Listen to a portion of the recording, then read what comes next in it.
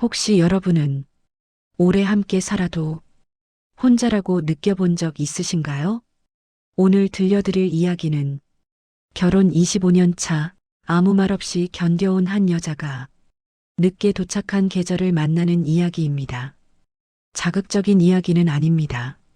하지만 마음 깊숙이 조용히 남을 이야기입니다. 영상이 마음에 드신다면 시청 중간이나 끝에 구독과 좋아요 한번 눌러주시면 큰 힘이 됩니다. 댓글로 여러분의 생각도 꼭 남겨주세요.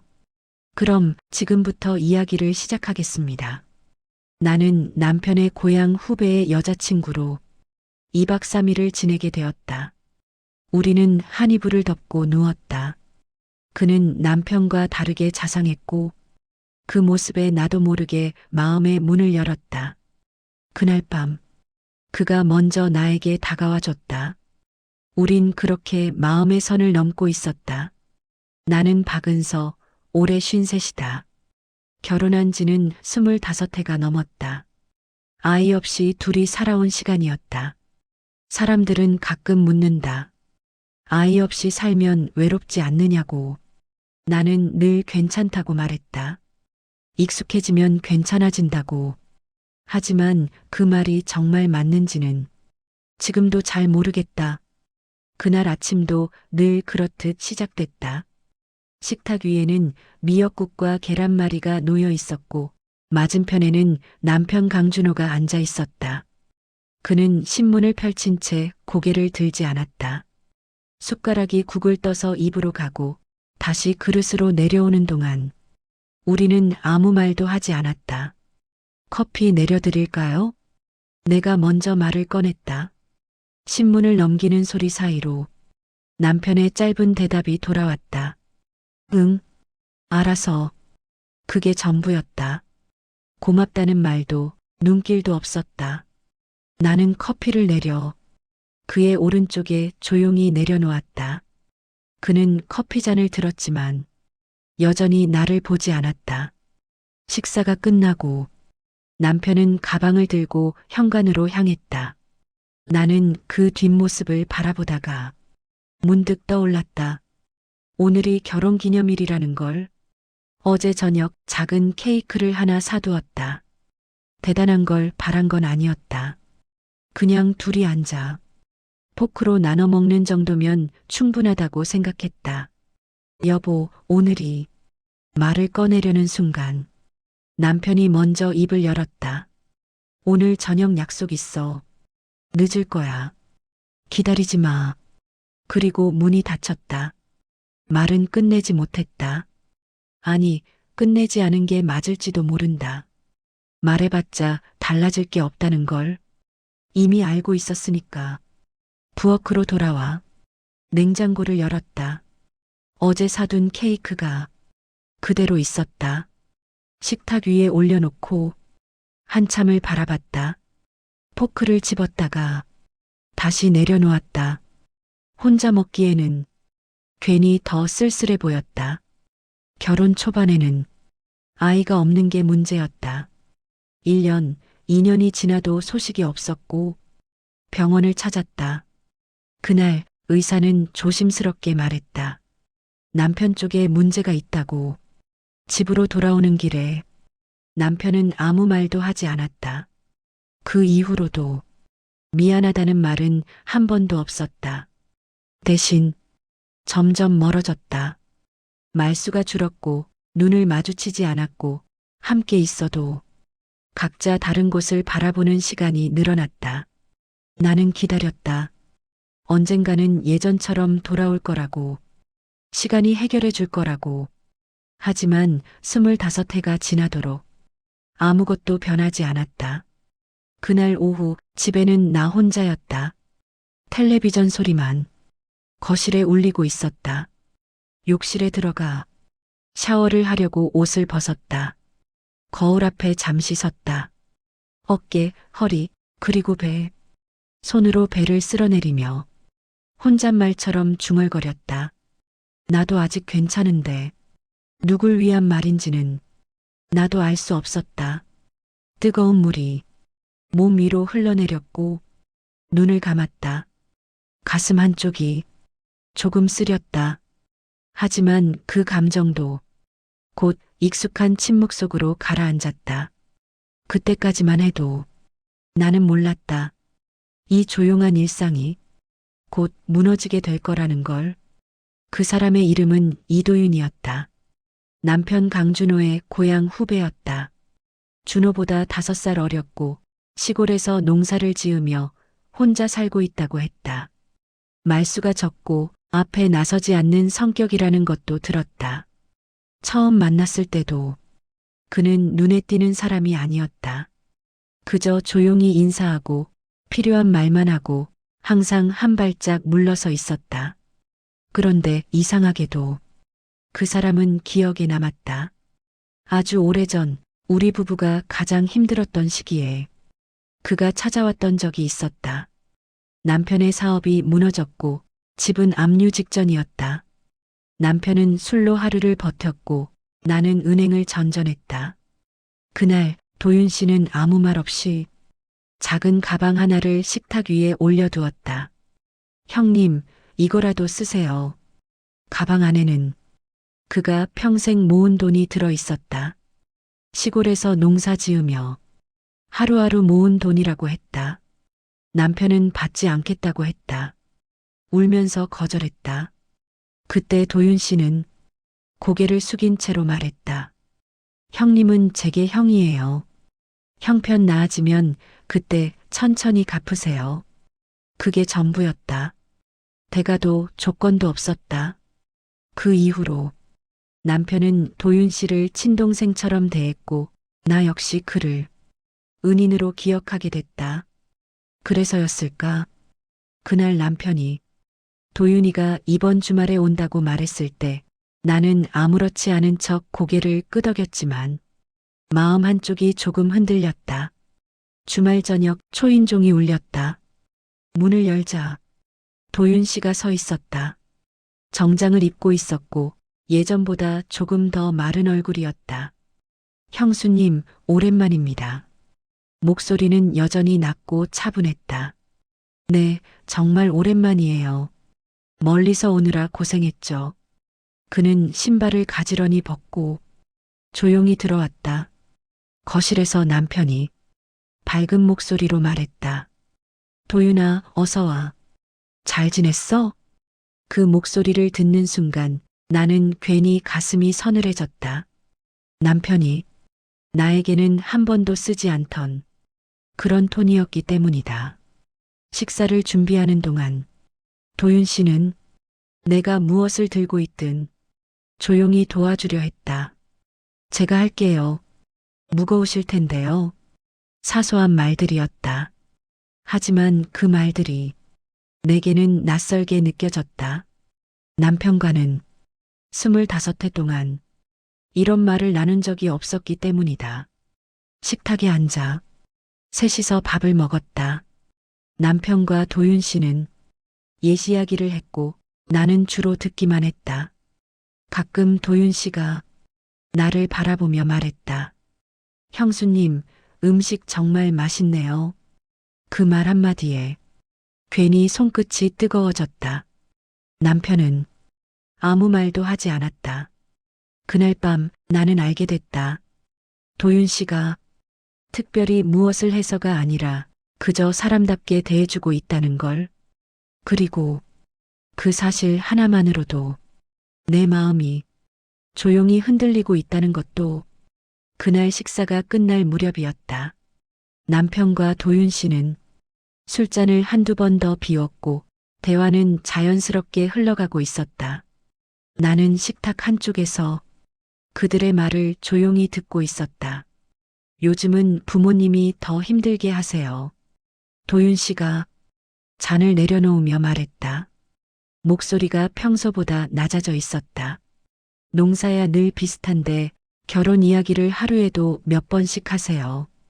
이제는 전화 받는 것도 겁나요. 남편이 웃으며 물었다. 그래도 내 나이에 혼자 사는 게 편하지 않냐? 도윤 씨는 고개를 저었다. 편한 건 맞는데요. 부모님 생각하면 마음이 편하지가 않아요. 잠시 침묵이 흘렀다. 나는 괜히 물잔을 만지작거렸다. 도윤 씨가 한숨처럼 말을 이었다. 이번 주말에 부모님이 오시거든요. 아무래도 또 결혼 얘기를 하실 것 같아요. 남편은 잠시 생각하더니 가볍게 웃으며 말했다. 그럼 애인이라도 하나 만들어. 그 말은 농담처럼 들렸다. 도윤 씨도 웃으며 고개를 저었다. 형님, 그런 게 쉽나요? 하루 이틀도 아니고요. 그때였다. 남편이 나를 한번 보더니 말을 이어갔다. 그럼 은서가 도와주면 되겠네. 순간 귀를 의심했다. 뭐라고요? 내 목소리가 나도 모르게 튀어나왔다. 남편은 아무렇지 않다는 표정으로 말했다. 부모님께 인사만 드리면 된다며. 2박 3일이면 된다고 했잖아. 도윤 씨도 깜짝 놀라 나를 바라봤다. 형님, 그건 말도 안 됩니다. 형수님께 그런 부탁을. 남편은 손을 내저었다. 야, 내가 우리 집 살려줬잖아. 그때 내가 도와주지 않았으면 지금 우리 이렇게 살지도 못했어. 그 말에 도윤 씨의 얼굴이 굳었다. 형님, 그건 제가 원해서 한 일이고, 그래서 지금 내가 갚는 거야. 남편의 목소리는 이상하리만큼 담담했다. 인사만 드리고 오는 거잖아. 아무 일도 없고, 나는 아무 말도 하지 못했다. 머릿속이 빠르게 돌아갔다. 말이 안 된다고 생각하면서도 이상하게도 완전히 거부할 수가 없었다.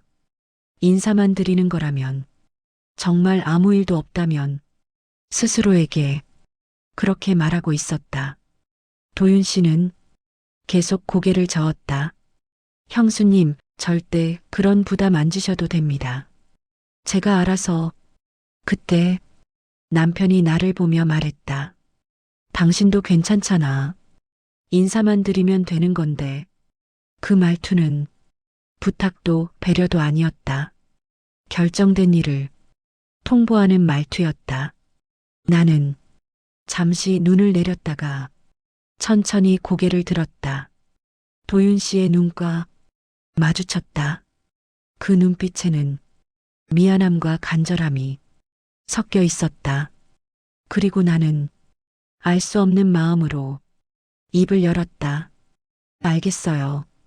내 목소리는 생각보다 작았고 생각보다 단단했다. 그 순간 도윤 씨가 자리에서 일어나 깊게 고개를 숙였다. 형수님, 정말 죄송합니다. 그리고 감사합니다. 남편은 술잔을 들어 올리며 말했다. 됐다. 이제 걱정 하나 덜었네. 하지만 나는 알고 있었다. 이건 단순한 인사가 아니라는 걸. 그리고 이 선택으로 인해 되돌아갈 수 없는 길이 이미 시작됐다는 것도. 토요일 오후 나는 작은 가방 하나를 들고 집을 나섰다. 남편 강준호는 현관까지 나오지 않았다. 잘 다녀와. 그 한마디가 전부였다. 차를 타고 시골로 내려가는 동안 창밖 풍경이 천천히 바뀌었다. 아파트와 신호등이 사라지고 농과 밭, 낮은 산이 이어졌다. 인사만 드리고 오면 된다. 나는 그 말을 계속 마음속으로 되뇌었다. 그래야 마음이 흔들리지 않을 것 같았다. 마을 입구에서 이도윤 씨가 기다리고 있었다. 작업복 대신 깔끔한 셔츠를 입은 모습이 조금 낯설었다. 멀리 오시느라 고생 많으셨어요. 그는 차 문을 열어주며 조심스럽게 말했다. 그 배려 하나에도 괜히 어깨가 굳어졌다. 집에 들어서자 부모님이 반갑게 맞아주셨다. 손을 잡고 밥은 먹었는지 물어보고 먼 길 오느라 힘들었을 거라며 연신말을 건넸다. 식탁에는 정성스러운 음식이 가득했다. 도윤 씨 어머니는 내 앞에 반찬을 하나하나 놓아주며 말했다. 많이 드세요. 우리 아들이 늘 말하던 분이에요. 그 말에 괜히 목이 메었다. 식사 내내 도윤 씨는 말이 많지 않았다. 하지만 내 컵이 비면 먼저 물을 채워줬고 국이 뜨거우면 조심하라고 낮게 말했다. 괜찮으세요? 그 짧은 말이 이상하게 오래 남았다. 저녁이 되고 부모님은 잠시 밖에 나가셨다. 마당에 서서 전화를 하려고 휴대폰을 꺼냈다. 남편에게 도착했다는 말을 전하려고. 전화는 한 번에 연결되지 않았다. 다시 걸었을 때 시끄러운 소리가 먼저 들렸다. 웃음소리, 음악, 낯선 여자 목소리. 오늘은 늦게 들어갈 거야. 남편의 목소리는 집에서 들리던 것과 달랐다. 가볍고 들떠 있었다. 응, 혼자야. 자유롭지. 통화는 짧게 끝났다. 나는 휴대폰을 내려다본 채 한동안 움직이지 못했다. 자유롭다는 말이 가슴을 찔렀다. 그 순간 지금 이 자리에 내가 있는 이유가 선명해졌다. 집으로 들어오자 도윤 씨가 걱정스러운 얼굴로 물었다. 형수님 괜찮으세요? 나는 잠시 망설이다가 고개를 끄덕였다. 네, 괜찮아요. 그는 더 묻지 않았다. 대신 따뜻한 차를 내어왔다. 말없이 차를 마시는 동안 집안은 조용했다. 밤이 깊어졌고 부모님은 늦었으니 쉬라고 하셨다. 각자 방으로 들어갔고 불이 하나둘 꺼졌다. 나는 이불에 누워 천장을 바라봤다. 낯선 집, 낯선 소리. 옆방에서 도윤 씨가 움직이는 기척이 들렸다. 그 소리가 이상하게도 불편하지 않았다. 그날 밤 나는 잠들기 전까지 한 가지 생각만 했다.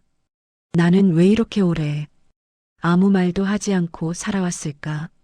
그리고 그 질문의 답이 이미 내 마음속에서 조용히 움직이고 있다는 것도 느끼고 있었다. 집으로 돌아온 건 월요일 아침이었다. 차 안에서 나는 거의 말을 하지 않았다.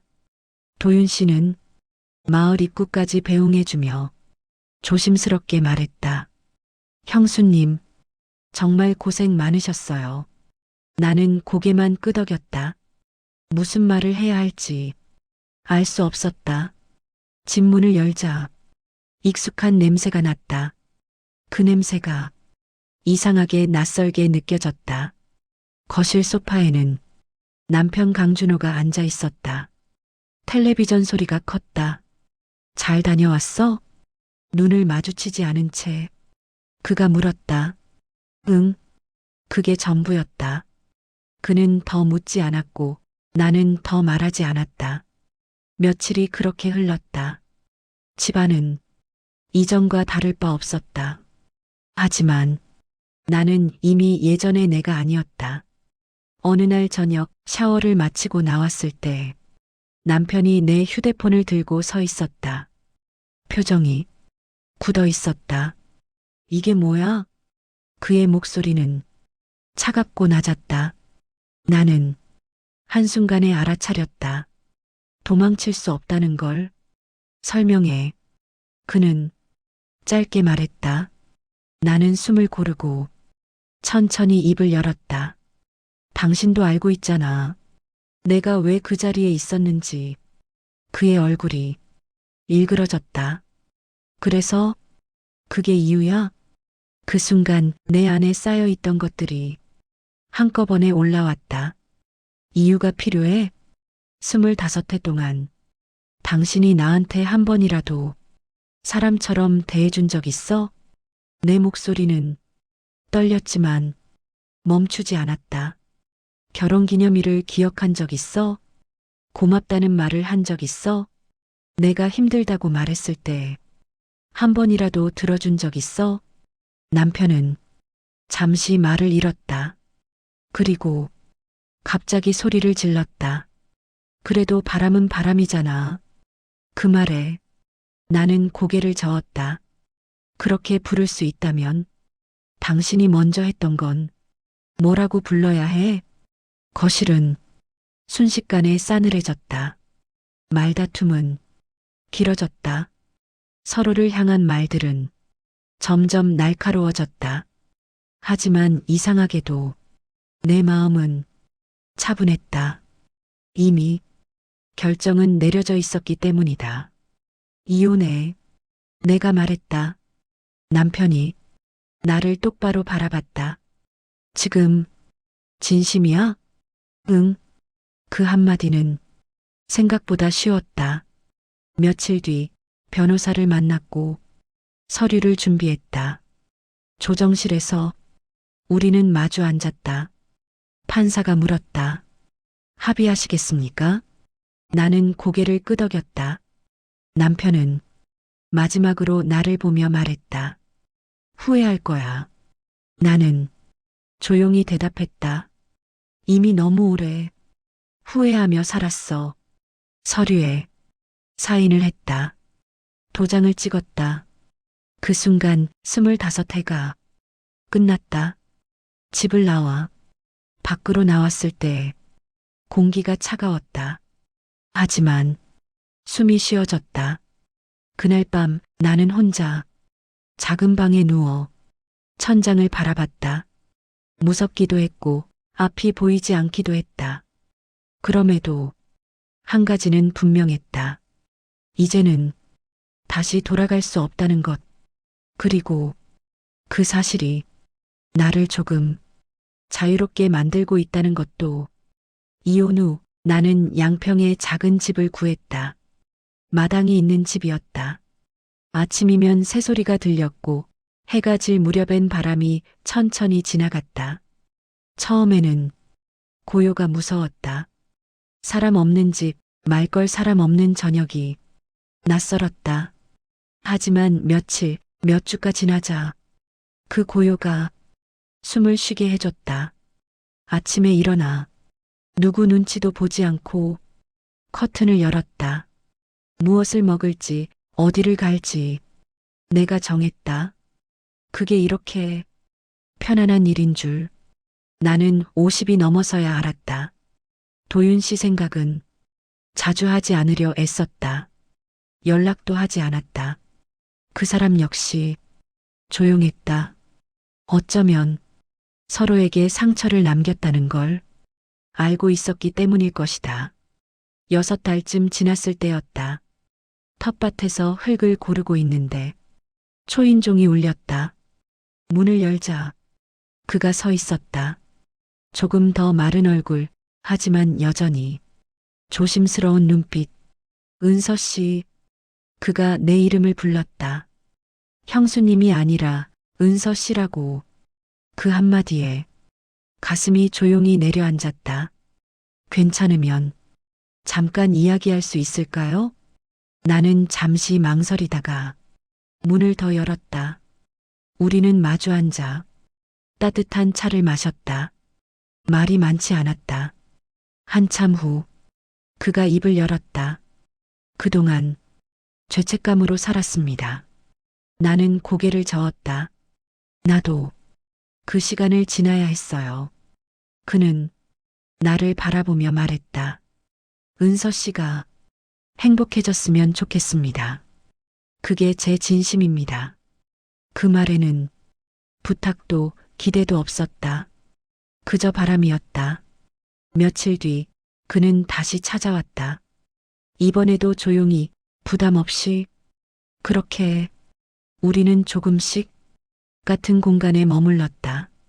말없이 밥을 먹고 같이 텃밭을 가꾸고 저녁 노을을 보며 걷기도 했다.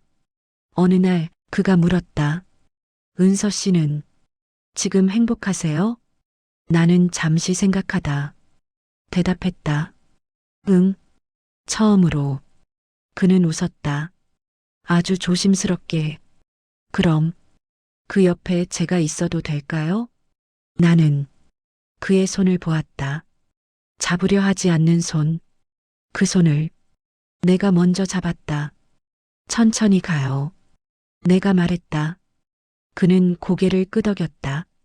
시간은 우리 편이 되어 주었다. 부모님께도 차분히 정직하게 말씀드렸다. 처음엔 쉽지 않았다. 하지만 진심은 결국 닿았다. 어느 봄날 마당에 꽃이 피었을 때 우리는 소박하게 밥을 차려 먹었다. 그가 말했다. 늦었지만 함께여서 다행입니다. 나는 그 말에 고개를 기대며 대답했다. 늦었기 때문에 더 소중해요. 지금도 완벽한 인생은 아니다. 하지만 분명한 건 나는 이제 내 인생을 살고 있다는 것, 그리고 그 선택을 후회하지 않는다는 것. 여러분이라면 어떤 선택을 하셨을까요? 긴 이야기를 끝까지 들어주셔서 감사합니다. 이야기가 마음에 남았다면 구독과 좋아요로 응원해주세요. 여러분의 하루에도 늦게라도 따뜻한 계절이 오길 바랍니다. 긴 이야기 끝까지 들어주셔서 감사합니다. 누군가는 늦었다고 말할지 모르지만 누군가에게는 그 늦음이 처음이자 마지막 기회일 수도 있습니다. 여러분이라면 이 선택을 어떻게 보시나요? 옳았다고 생각하시나요? 아니면 너무 늦은 선택이었을까요? 댓글로 여러분의 생각을 남겨주세요. 하나하나 읽고 다음 이야기를 만드는데 큰 참고로 삼겠습니다. 이야기가 마음에 남았다면 구독과 좋아요 그리고 알림 설정까지 해주시면 앞으로도 이런 사연을 계속 전해드릴 수 있습니다. 여러분의 하루에도 늦게라도 따뜻한 계절이 오길 바랍니다. 감사합니다.